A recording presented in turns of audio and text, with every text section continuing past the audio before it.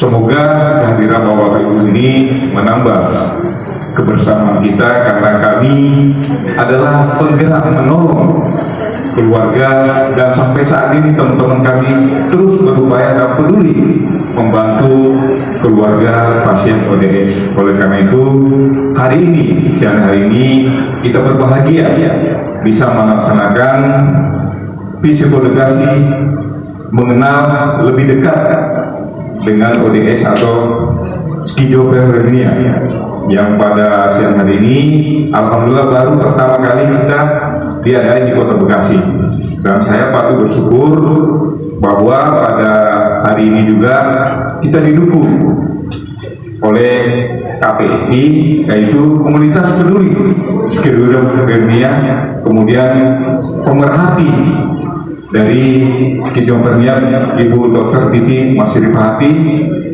yang beliau adalah mantan direktur RSUD Kota Bekasi dan pernah menjadi kepala Kominfo Kota Bekasi, dan terakhir beliau juga pernah direktur di Rumah Sakit Ananda Kota Bekasi.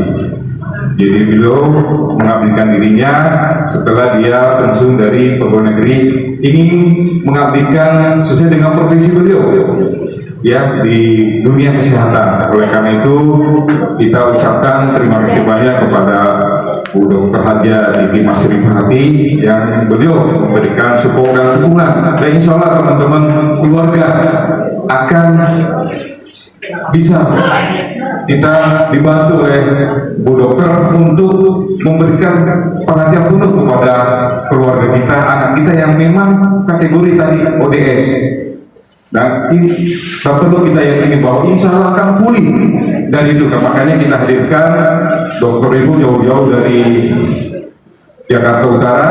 Mereka dokter ibu ini bertugas di Rumah Sakit Primaya Jakarta Utara. Mereka akan memberikan pencerahan buat kita semua, sehingga bisa benar-benar mengenal lebih dekat keluarga, bagaimana bisa memberikan motivasi semangat juga kepada anak-anak kita atau keluarga kita yang memang kategori tadi ya. Oleh karena itu kehadiran kita ini bahwa adalah salah satu perjuangan untuk memulihkan keluarga dekat dari bapak-bapak ibu yang hadir pada saat ini. Baik, selanjutnya ada Mas Kiki ini, master dari dia adalah motivator ya buat skizofrenia. Beliau juga sama ya. Kalau melihat tampilannya Anda nggak bisa percaya. Beliau sudah pulih, alhamdulillah ya. Pulih 100% ya, makanya dia ini juga mengabdikan diri ya. Masa kita kalah dengan Mas Kiki, kita ini PSF relawan yang normal, harus semangat luar biasa ya mendampingi ODS kita atau ODPP ya. Sekarang kan ada dua ya, jadi sekarang ini sudah dipercantik, kita ini nggak boleh lagi menyebut orang dengan gangguan jiwa ya. Sekarang sudah diperhalus menjadi orang dengan skizofrenia atau orang dengan bipolar ya. Kalau bahasa kedokteran itu kan ada F1, F2.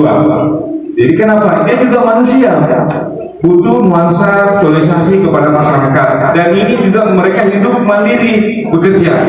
Dan hadir pada siang hari ini saya akan memperkenalkan, ini adalah Mbak Riri yang sudah pulih juga, sekarang sudah kembali mengajar ya. Ini pertama saya evakuasi ke Rumah Sakit Marjuki Mahdi, kemudian 2 kali saya bawa ke Soeharto Herja. Alhamdulillah hari ini dia sudah mengajar. Tepuk tangan ya, sudah kembali seperti biasa ya. Tuh, dan banyak lagi dari nanti Mas Kiki juga akan membawa komunitas bagaimana dia sudah pulih. Oleh karena itu teman-teman yang saya hormati, kita mengucapkan Bismillahirrahmanirrahim. Acara kita edukasi kenal dan memahami skizofrenia ini pada siang hari ini kita buka dengan membaca Bismillahirrahmanirrahim. Oleh karena itu nanti ada pemaparan dari Dr. Revo, kemudian ada Mas Kiki. Untuk acara pertama kita beri kesempatan kepada pemerhati ODS dan UBP oleh Ibu Dr. Haja Titi Masrifahati, dan ini kami persilakan.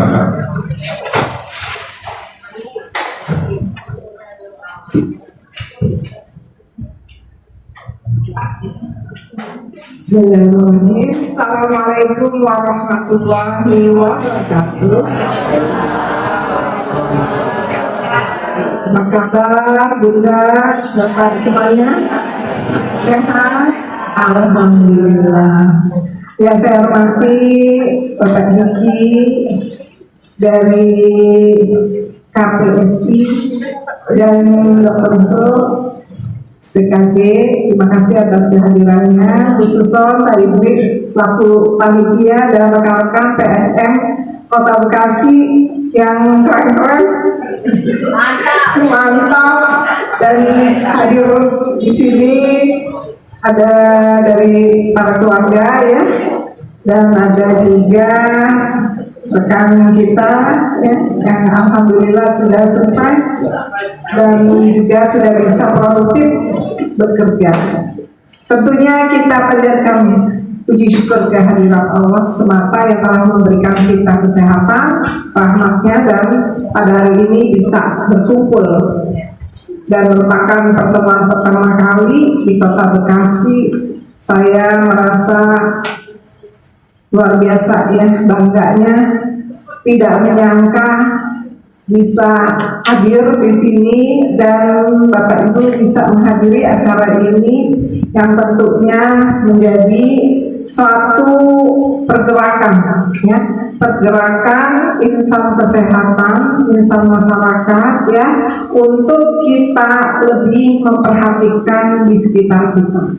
Yang tentunya utama kita memperhatikan adalah sesama kita. Siapapun dia adalah mempunyai hak untuk hidup lebih baik. Terutama para ODS, ODB ya, yang sekarang ada, tentunya saat ini sangat memerlukan perhatian dan bantuan kita. Perhatian dan bantuan kita diantaranya juga menjaga lingkungan di keluarga kita, di masyarakat kita, supaya mereka tidak termarginalisasi, tetapi harus kita rangkul menjadi tetap keluarga kita. Sekali keluarga, tetap keluarga. Ya, untuk itu saya sebagai pemerhati, karena saya juga saat ini mempunyai tanggung jawab sebagai Dewan Pembina Himpunan Kader Penyuluh Indonesia, yang diantaranya adalah membawahi para penggerak ibu-ibu kader kesehatan, juga kader-kader dari KB. Tentunya rekan-rekan kami kader-kader penyuluh juga akan terus meningkatkan perhatian dan upaya kita selaras dengan program pemerintah yang saat ini mungkin sudah ada perbaikan, tapi kita harapkan totalitas ya. Jadi kita ingin program pemerintah itu benar-benar komprehensif, benar-benar sampai menjadikan para ODS dan ODB ini sebagai insan-insan yang tetap bisa produktif. Menjadi tantangan buat kita semua yang telah menginisiasi, yang telah menjadi pionir untuk tetap terus konsisten. Siap Bu? Selamat ya, alhamdulillah. Baiklah, saya akhiri sambutan saya. Semoga acara ini dapat berlangsung dengan baik dan mudah-mudahan kita semua mendapatkan manfaatnya. Billahi taufiq wal hidayah. Wassalamualaikum warahmatullahi wabarakatuh. Waalaikumsalam. Terima kasih banyak atas pemerhati kita, Ibu Dr. Haja Titi Masrifahati, yang berkenan juga memberikan fasilitas kita hadir di tempatnya. Ibu-ibu, bapak-bapak, inilah tempat ibu kita tadi yang memberikan pemerhati apalagi tadi sudah disampaikan tentang kader kesehatan, dan memang konsen beliau tetap mengabdikan diri di masyarakat walaupun sudah pensiun dari aparatur negara. Oleh karena itu, dengan cita-cita beliau, semoga kita bisa kawal, karena ini adalah perjuangan yang memang harus ada yang memperhatikan kita, terutama para kader kesehatan, apalagi PSN. Kan sekarang PSN itu menyandang 2 kader kesehatan jiwa, kemudian tambah lagi kalau Mas Kiki bilangnya caregiver ya.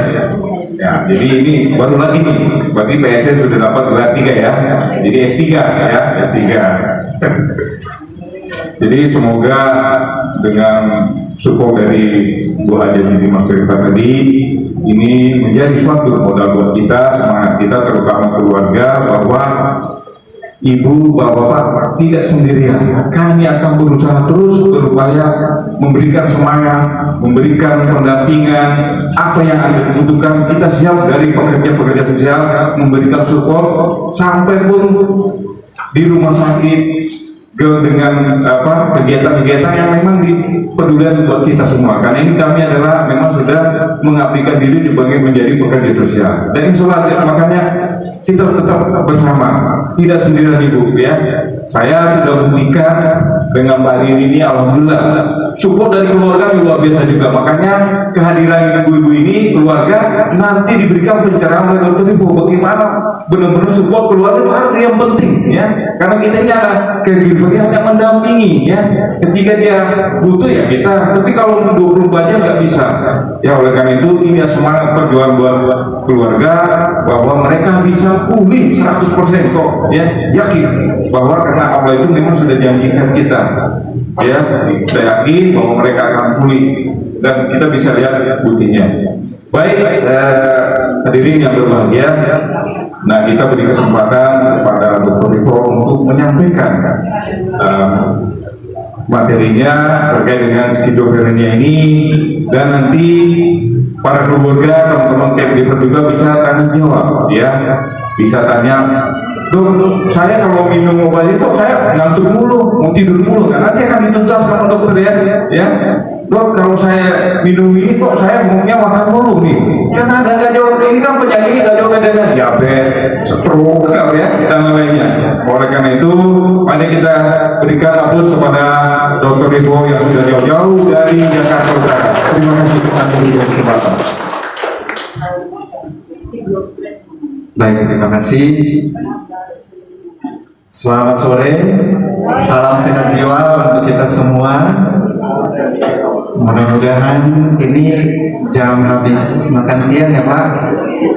Ini pas kita di luar kayaknya tempatnya cocok untuk tidur. Jadi antara Bapak Ibu di sini yang hadir mau mendengarkan sambil tidur sambil makan boleh, sambil tidur sambil makan sambil ngomong boleh, ya sambil tanya-tanya boleh juga. Jadi bebas. Ya, tapi pertama-tama tentunya saya ucapkan terima kasih kepada Pak Kiki ini ya, dari pengurus KPSI yang sudah menghubungi saya untuk bisa berbagi bersama-sama Bapak Ibu di sini siang hari ini. Kita akan belajar bersama, dan juga kepada Ketua Ikatan Pekerja Sosial Bekasi ya, Bapak yang sudah mengundang saya juga sebagai ketua panitianya ya, Kiki ya. Kepada Ibu Dr. Titi yang sudah hadir, terima kasih juga sudah ikut mengadvokasi ya untuk kesehatan mental maupun gangguan jiwa di daerah sini. Kepada penyintas yang ada, kepada Mbak Kiki, terima kasih sudah hadir. Kadang Bapak Ibu, guru yang terbaik itu bukan dari dokternya, ya, bukan dari dosen belajar di sekolah atau dari ibu bapak guru, tapi orang yang sudah pernah mengalami. Jadi kita bersyukur ada Mbak Kiki di sini yang sudah hadir, bisa berbagi juga, dan mungkin informasi yang lebih jelas, informasi yang mungkin akan lebih mengena, mungkin bisa disampaikan dari Mbak Kiki sebelumnya. Jadi terima kasih sekali lagi kesempatannya. Kita mulai ya, Bapak Ibu ya, saya tidak akan memakan waktu banyak. Mungkin nanti lebih banyak tanya jawabnya saja ya, tapi mudah-mudahan slide yang ada di depan ini bisa dilihat dan bisa lebih dipahami ya. Mudah-mudahan yang di belakang bisa melihat, yang mungkin masih nggak bisa kelihatan, bisa maju, masih banyak tempat di depan, ya. Boleh, bisa kelihatan? Oke, oke, nggak apa-apa ya. Boleh saya mulai. Jadi kita mau mengenal ya Bapak Ibu yang namanya skizofrenia. Yang terus terang banyak orang di luar sana masih belum mengenal ya sebenarnya ini apa, istilah ini kenapa dinamakan ini ya. Kita mau kenali itu apa. Dengan demikian Bapak Ibu di sini lebih paham, lebih mengerti, bisa membantu diri sendiri sebagai keluarga ataupun sebagai ODS, maupun bisa membantu mereka yang memang mengalami kondisi ini, ataupun sama-sama nih dengan kader, dengan pekerja sosial, dengan masyarakat sekitar untuk bagaimana kita mengurangi stigma, menghilangkan stigma, dan kita membuat ini hal yang biasa bahwa orang yang mengalami gangguan jiwa sama saja dengan mereka mengalami gangguan medis atau gangguan fisik lainnya. Ya, saya mulai saja tanpa lama-lama. Kita mau cari tahu Bapak Ibu apa itu skizofrenia, mengapa sampai yang skizofrenia ini bisa terjadi, dan yang ketiga bagaimana sih kita menangani skizofrenia. Namanya ini agak ini di lidah ya Bapak Ibu ya, belum, kalau yang belum terbiasa itu agak jadi putar-putar gitu lidahnya ya. Ini skizofrenia. Kita mulai ya. Apa itu skizofrenia? Tapi sebelumnya saya mau kasih sedikit gambaran. Skizofrenia dibilang gangguan jiwa. Kalau ada gangguan jiwa berarti ada sehat jiwa. Ada yang tahu sehat jiwa itu apa? Orang yang kayak gimana yang sehat jiwa? Tanpa melihat di depan ya Bapak Ibu ya, saya tutup dulu ya. Tanpa melihat di depan, orang yang sehat jiwa itu maksudnya kayak gimana? Tidur dia plus apa Bu? Kalau diajak ngomong nyambung. Nyambung, saat diajak ngomong apa lagi? Iya, pikiran positif. Apa? Berpikir positif, mampu mengatasi stres. Kalau semua yang tadi Bapak Ibu tuh gabungin, itu yang namanya orang sehat jiwa. Jadi kalau bisa secara teori ya, dari Badan Kesehatan Dunia, katanya orang yang sehat jiwa ya, itu sejahtera kejiwaannya. Kalau bicara kejiwaan berarti itu tentang apa Ibu? Bapak? Jiwa itu ada 3. Pikiran, perasaan, sama perilaku. Hafal aja 3P. Jadi kalau bicara psikologi seseorang atau kejiwaan seseorang, pada umumnya kita bicarain 3P. Pikiran, perasaan, perilaku. Sehat, sejahtera, 3P tadi ditambah apa? Yang tadi Bapak Ibu bilang, mampu mengatasi stres, mampu mewujudkan kemampuannya, dalam arti dia punya potensi berkembang menjadi seseorang, dia mampu mewujudkan itu ya. Terus belajar, bekerja dengan baik. Kalau belajar bisa belajar, kalau bekerja bisa bekerja, dan berkontribusi pada masyarakatnya. Jadi ada perannya nih, walaupun cuma sedikit tapi bisa berkontribusi ya. Semua ini digabungin jadi ciri-ciri orang yang sehat jiwa atau sehat mental. Nah, kebalikannya yang namanya orang dengan gangguan jiwa. Tapi gangguan jiwa itu nggak bisa Bu, kalau kita bilang oh dianya nggak bisa tidur, atau dia ngomongnya nggak nyambung, atau dia cenderung orangnya menyendiri, nggak mau sosialisasi, itu bukan gangguan jiwa. Jangan langsung bilang bahwa orang yang suka menyendiri, orang yang bicara sendiri, itu berarti gangguan jiwa. Itu kita menambah stigma. Kenapa? Karena definisi gangguan jiwa itu ada 3. Harus ada gejala, iya, sulit tidur, bicaranya nggak nyambung, mendengar suara-suara yang orang lain nggak dengar, suka curigaan sama orang, atau ketawa sendiri, dan lain-lain. Itu 1. Ditambah dengan apa? Gejala-gejala tadi harus mengganggu fungsinya. Dari nggak bisa tidur, nggak bisa makan, nggak bisa jadi ibu rumah tangga, nggak bisa pergi sekolah, nggak bisa kerja. Ada gejalanya mengganggu fungsinya dan menyebabkan kesusahan atau penderitaan pada mereka yang mengalami gangguannya dan keluarganya. Jadi 3 ini harus ada, baru saya sebagai dokter bilang itu gangguan. Kalau cuma 1, kayak dia sulit tidur atau dia ngomong-ngomong sendiri, tapi dia bisa bekerja sebagai ibu rumah tangga, bisa pergi ke pasar, bukan berarti itu gangguan. Itu yang namanya sudah punya masalah, tapi belum menjadi gangguan. Paham ya Bapak Ibu ya? Jadi kalau gangguan itu bukan tugasnya, bukan tugas kader, bukan tugas orang pemerintah yang mendiagnosis, itu harus dokternya. Dan kalau ibu bapak di sini keluarga datang dengan pasiennya, kita akan pastikan harus ada gejala mengganggu fungsi sehari-hari dan menyebabkan kesusahan atau penderitaan pada orang itu atau ke keluarganya. Itu baru namanya gangguan jiwa. Jadi jangan langsung cepat-cepat bilang ya, orang-orang yang suka menyendiri, nggak mau terlalu bersosialisasi, pokoknya senang di rumah aja, itu bukan berarti gangguan jiwa ya, Bapak Ibu ya. Oke, saya mau Bapak Ibu paham dulu. Dan skizofrenia sudah masuk gangguan jiwa. Sekarang kita mau bedah lebih dalam ya. Maksudnya gangguan jiwa itu, gangguan skizofrenia itu apa? Tapi sebelumnya, kalau Bapak Ibu di sini nggak dengerin saya bicara, nggak ingat ini waktu pulang, nggak masalah. Tapi minimal pulang dengan satu pemahaman bahwa gangguan jiwa itu sama dengan gangguan medis. Skizofrenia, orang depresi, orang bipolar, orang kecanduan narkoba, itu yang ngobatin dokter jiwa. Itu masuk gangguan medis. Tidak ada bedanya.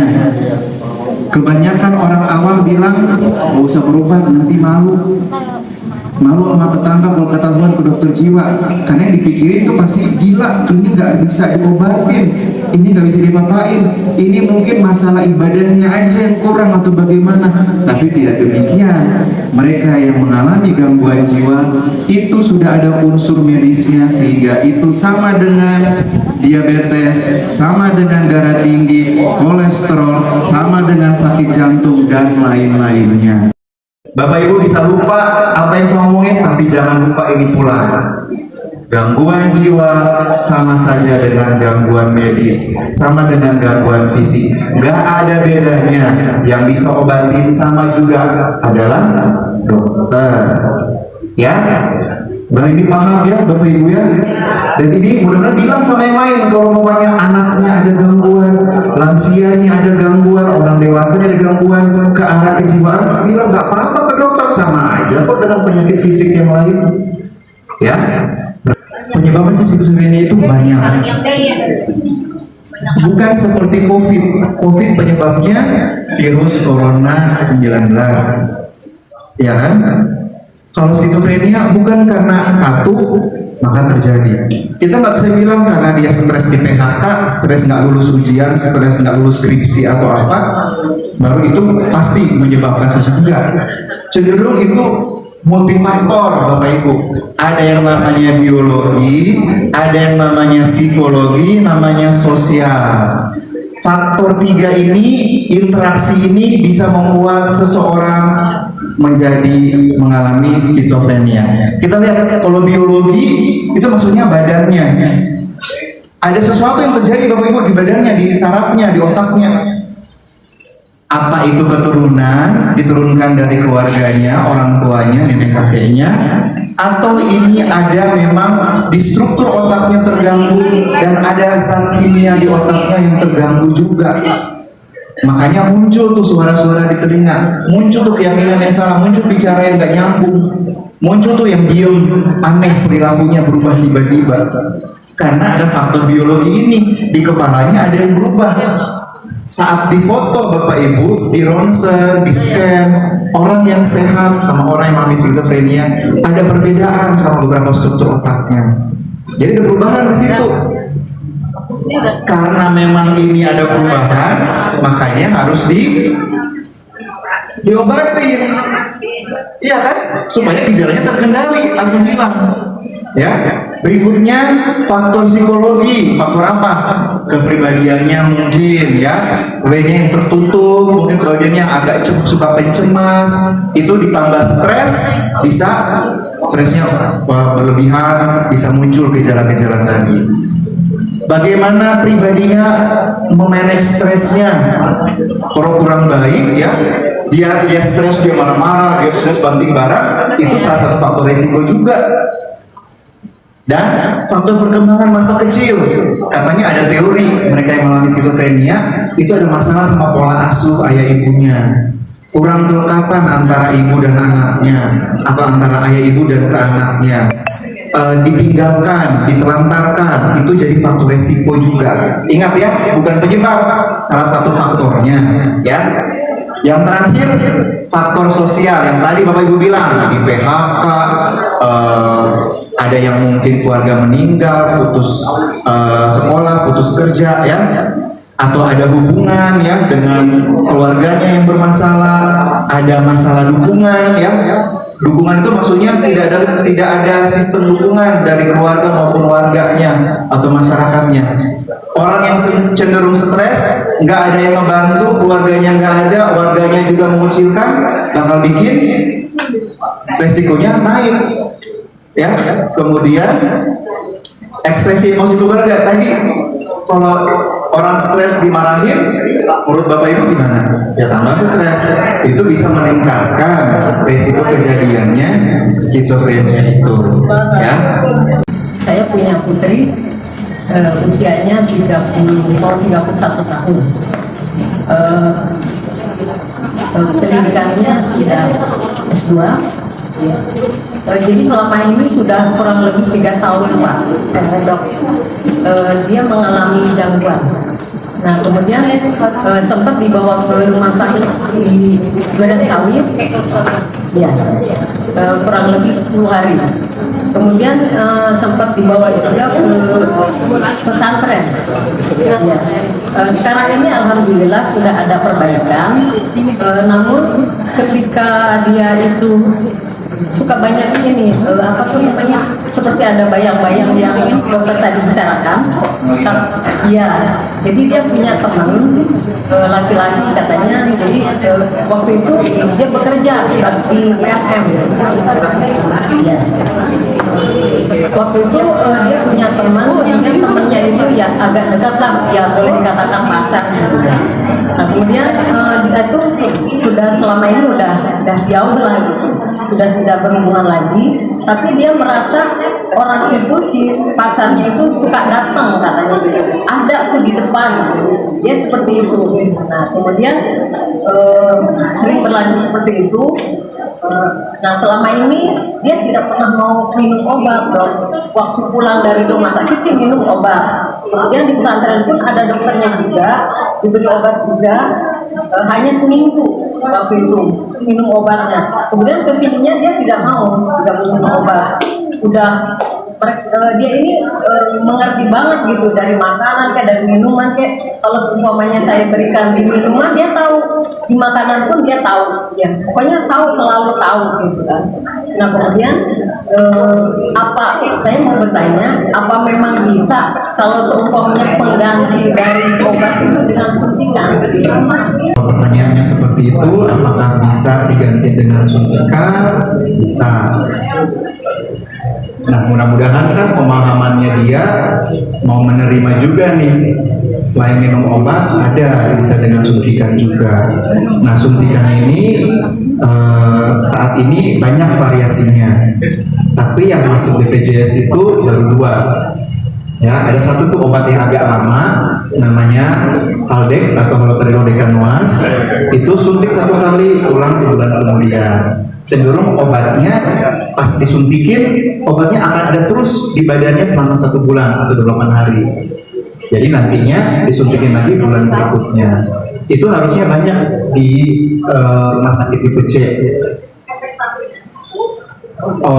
yang ini obat ini kayaknya kan obat lama efek sampingnya mirip dengan obat-obat minum juga yang umumnya itu bisa tremor, kaku-kaku di badan, jalannya nggak lepas, nggak bebas, jadi kayak robot dikit gitu, atau rasa-rasa nyeri gitu di otot-otot di badannya, atau dia agak gelisah mondar-mandir, bisa. Tapi kan efek samping ada yang muncul, ada yang enggak. Ada penawarnya Bu, tenang aja. Banyak yang mungkin jadi takut, gimana dok kalau muncul ini, jadi tambah aneh nanti dia kalau muncul efek sampingnya. Ada obatnya, ada penawarnya, dokternya udah siapin. Ada. Jadi bisa suntik itu, suntik untuk jangka panjang namanya, 1 kali suntik itu bisa diulang tiap bulan. Bahkan ada yang lebih baru lagi Bu, efek sampingnya itu makin minimal. Nah, mungkin lebih jauh lebih kurang dari yang obat yang lama tadi yang 9, tapi itu masih belum masuk BPJS, itu masih diupayakan. Ini nyambung dengan yang tadi dok, saya masih bingung di saat anak itu ngedrop ya karena satu tekanan yang baru. Nah terus dia memang rutin ke psikiater ya.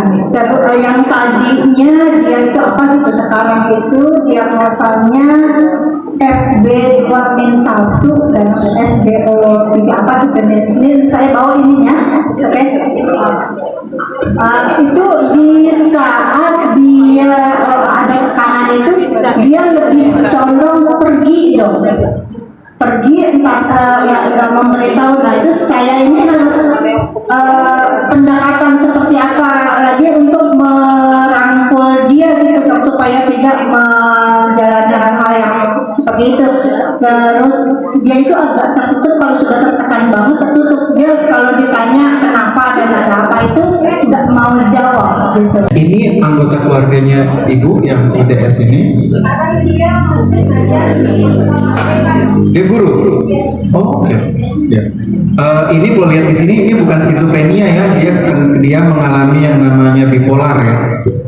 Bukan sesuai, ini lain lagi. Mudah-mudahan nggak bingung Bapak Ibu ya. Tapi kalau sedikit menanggapi, kalaupun sama dengan kondisi skizofrenia lain di rumah, untuk kondisi seperti itu Ibu, mereka yang cenderung minum obat tapi saat lagi stres tiba-tiba menghilang kemana, saat itu kita sebenarnya kuncinya pada saat dia lagi rutin kontrol, lagi minum obat. Di situ yang harus banyak edukasi, bahkan keluarga bisa tanya ke dokternya, gimana nih dok kalau ODS-nya ini lagi stres, lagi nggak enak, mungkin masalah kantor sama muridnya atau siapa atau keluarganya, ini dia cenderung begini, itu baiknya bagaimana? Karena pada saat dia lagi tenang, dia lagi depan dokternya, mungkin itu bisa kita kasih edukasi bagaimana tadi manajemen stres yang baik. Kita ajarin, dia mungkin cenderung tertutup diam, kita ajarin gimana kalau pelan-pelan terbuka. Kita kasih tahu, kalau terbuka cenderung solusinya ada, dibantu sama teman-teman, dibantu sama keluarga. Negatifnya apa? Itu biasanya kita ajarkan, kita kasih tahu positifnya apa, negatifnya apa. Coba ini, kalau itu nggak bisa, kita kasih saran-saran yang lain nih, bagaimana manajemen stres yang baik, gimana kelola kalau cemas berlebihan, gimana kalau yang emosinya cenderung lagi kumat atau lagi sering marah-marah karena ada masalah di sosialnya. Akan Mas Diki memberikan motivasi edukasi kepada keluarga ODS. Insya Allah yakin kita akan sembuh ya. Terima kasih. Ya, terima kasih Pak Hidri yang luar biasa. Kasih plus dulu buat Pak Hidri dan rekan-rekan dari Ikatan Pekerja Sosial Masyarakat Kota Bekasi. Selamat sore Bapak Ibu semuanya. Gimana, masih semangat? Harus semangat dong ya. Tadi kan udah habis makan. Siapa yang udah ngantuk? Udah ngantuk? Kalau gitu kita diri dulu. Ayo, biar ngantuk kita diri dulu.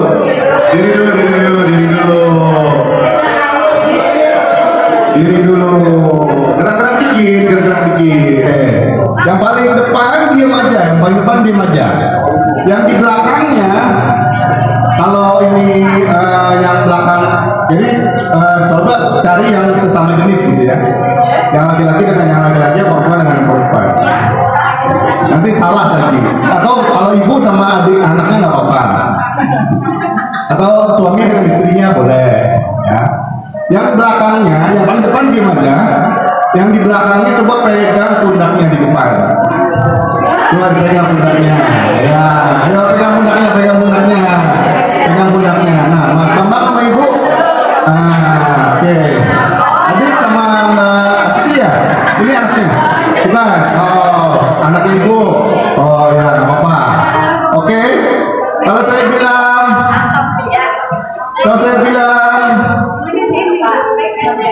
mulai, berarti Bapak Ibu udah tahu mesti ngapain? Pijit. Oke. Siap? 1, 2, 3, mulai. Ayo pijit, kencang sampai di depannya. Gitu rasanya. Sakit kan? Ayo. Aduh, yang di situ. Ini jangan-jangan malah makin ngantuk apa makin semangat tuh dipijit. Makin ngantuk. Oh gitu ya. Oke. Gimana? Cukup? Belum. Sekarang balik badan. Gantian. Sekali lagi, biar adil, semua kebagian yang di depan nggak usah mijit, yang di belakangnya yang mijit. Ya, siap? 1, 2, 3, mulai mijit. Yang kencang. Ibu yang goyang. Sama yang depan kesakitan. Sakit tapi enak. Tepuk tangan untuk semua. Dan saya bukan dokter Bapak Ibu, walaupun sama-sama pakai baju putih. Jadi tadi beberapa yang manggil saya dok. Ya sebetulnya selain nama saya sering sekali dipanggil perempuan, sering juga saya salah dipanggil gitu. Saya bukan dokter, saya insinyur. Saya sarjana teknik sipil dari Bandung. Saya kuliah di Bandung, Universitas Katolik Parayangan. Tapi waktu kuliah saya memang belum mengalami skizofrenia. Setelah kuliah di umur 30 baru saya mengalami. Ya, gitu. Jadi puji Tuhan saya masih bisa lulus. Paling nggak sarjana teknik saya bisa saya kembalikan atau saya pertanggungjawabkan kepada orang tua saya. Oke, saat ini saya sehari-hari beraktivitas di komunitas peduli skizofrenia Indonesia. Tadi gimana ngomongnya skizofrenia? Ada yang masih belibet? Tadi dokter Ivo bilang, aduh susah banget ya namanya ya skizofrenia gitu. Benar nggak? Ya, ayo coba kita latihan. Kita mulai pelan-pelan. Ya, dari suku kata pertama. Ski. Zo.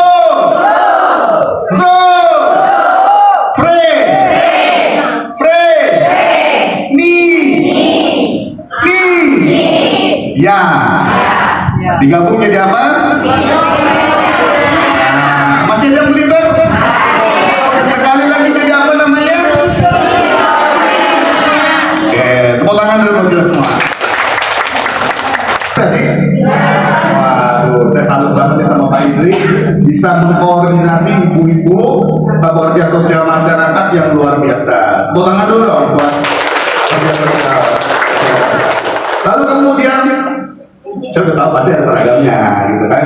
Tapi saya pengen tahu juga siapa yang hadir di sini adalah keluarga. Boleh tangannya di atas.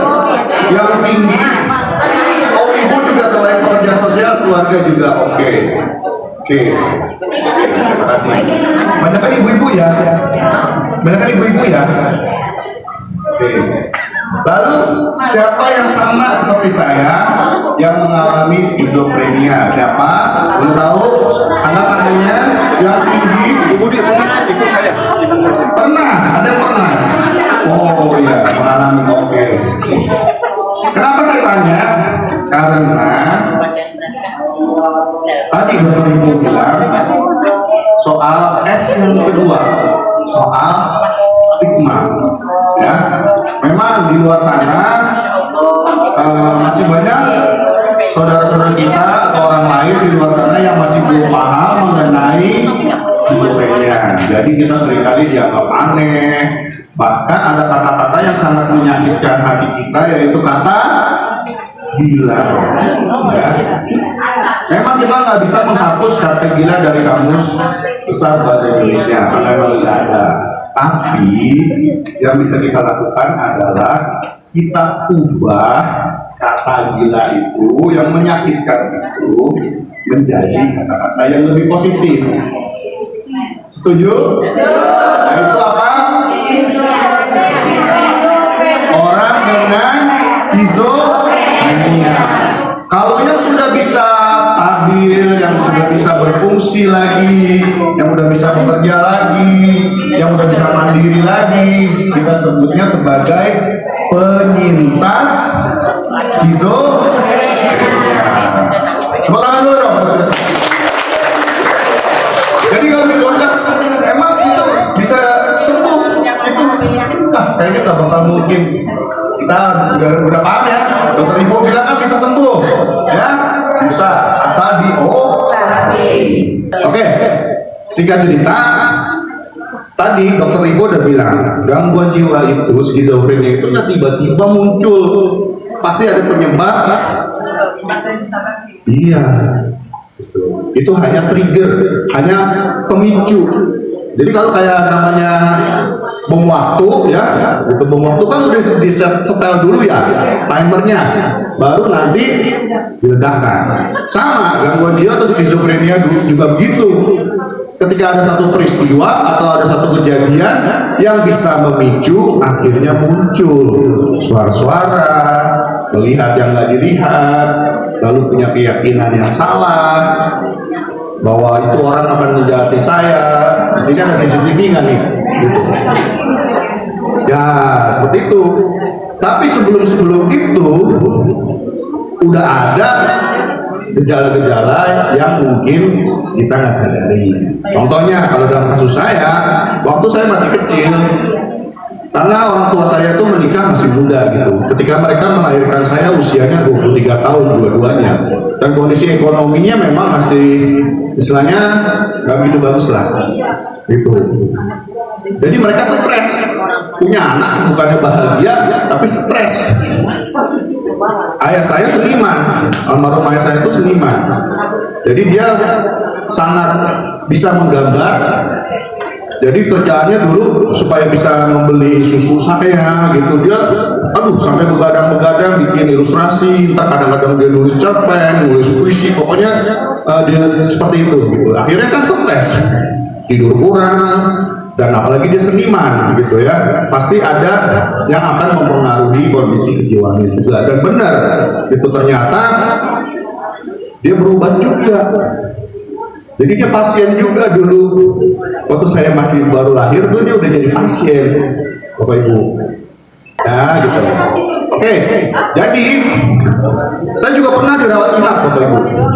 Walaupun akhirnya saya minum obat lagi, obat saya memang ada yang diganti, yang dengan yang paten, tapi mahal, Bapak Ibu. Waktu itu adik saya luar biasa ya, supportnya gitu. Dia mendukung saya berobat, dia yang bayarin loh obatnya. Sampai sekali, jadi dia kasih ATM-nya, saya konsul, ATM-nya dia kasih ke saya gitu. Udah nanti bayarnya tinggal dikasih tahu PIN-nya gitu. Itu setiap gesek berapa Bapak Ibu? 3 sampai 4 juta. Bayangin. Ya makanya bersyukur ada BPJS, kita ada fasilitas BPJS, pakai BPJS aja gitu ya. Gitu. Dan sekarang saya berobatnya juga pakai BPJS, saya ke Duren Sawit, Pak Idri gitu. Tadi saya ngobrol sama Pak Darman juga pernah nganter ke Duren Sawit juga, antar pasien gitu. Saya berobatnya di sana, tuh ya. Setelah rawat inap karena terlalu berat, saya pakai BPJS. Nah, jadi perjalanan itu pernah kambuh, pernah merasa sembuh, putus obat, minum obat, tapi obatnya mungkin juga masih belum cocok, gitu ya. Akhirnya saya pernah harus dirawat inap, benar-benar dirawat inap, tapi saya di rumah sakit swasta, dan itu ada bagian kejiwaannya, rawat inap kejiwaan. Saya pernah diikat juga di dalam satu ruangan, gitu, di Karoles, dekat rumah saya, soalnya saya di Matraman. Nah, jadi buat saya skizofrenia sekarang tadi kan dokter bilang nomor 1 apa sadar ya. Jadi sekarang saya sadar gitu kalau skizofrenia itu cuma diagnosa. Yang namanya diagnosa itu adanya di mana? Di rumah sakit. Adanya di rekam medis dokter.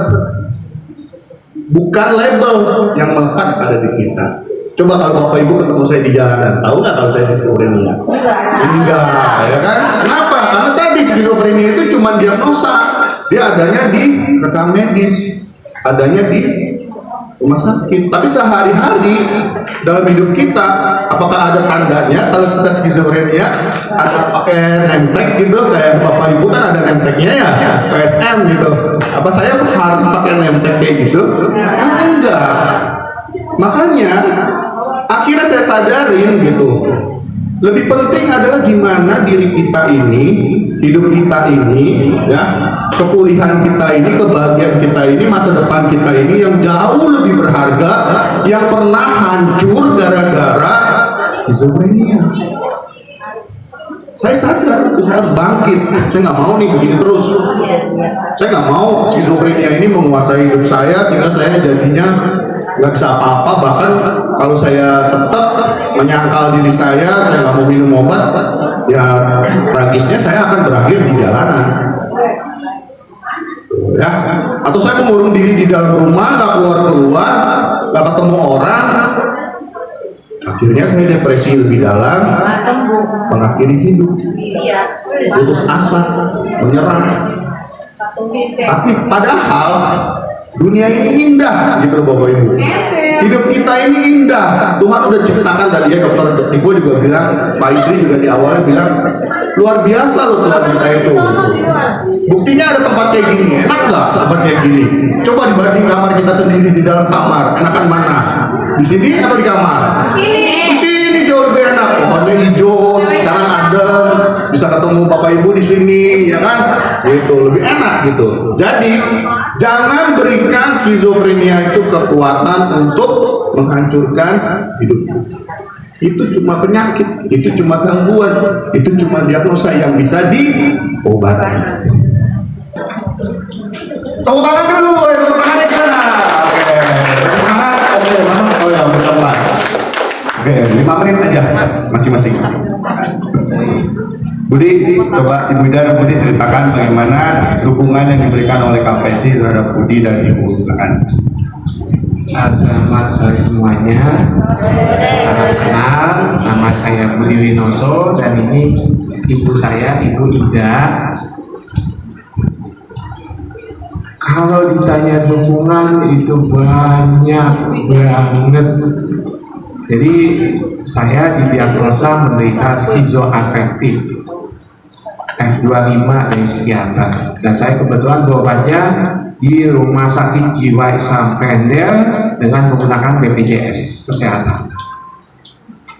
Jadi intinya sih bahwa ketika saya berkegiatan di KPSI inilah saya bisa mengembangkan potensi saya yang selama ini redup, mungkin bahkan hilang, akhirnya bergabung di sini, diajak sharing, bisa melekatkan kembali hubungan keluarga yang tadinya tidak percaya bahwa saya mengalami ini. Akhirnya kita disadarkan kembali bahwa ada yang mengalami ini dan kita menguatkan kekeluargaan ini.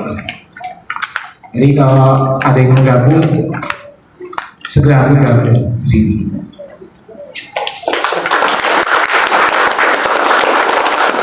Terima kasih. Assalamualaikum warahmatullahi wabarakatuh. Saya adalah orang tua dari Budi Winoso sebagai caregiver-nya. Dalam hal ini Budi menderita skizofrenia mungkin kira-kira lebih dari 10 tahun.